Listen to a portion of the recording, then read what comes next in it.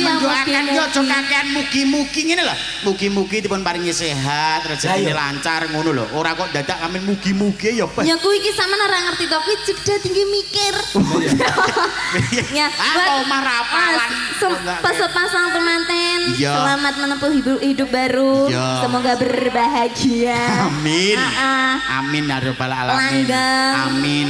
Ndang diparingi putra sing solehah kaya ibune. Oh ya tak kira kaya awakmu. Nek kaya aku ya ora mungkin. Kaya jenenge wong Diajeng Hani matur sembah nuwun sanget kepareng lenggah sawetawis. Nggih ngaturaken sugeng dalu dhumateng sagunging para rawuh kakung Sumawana putri kang dadi nurmatan.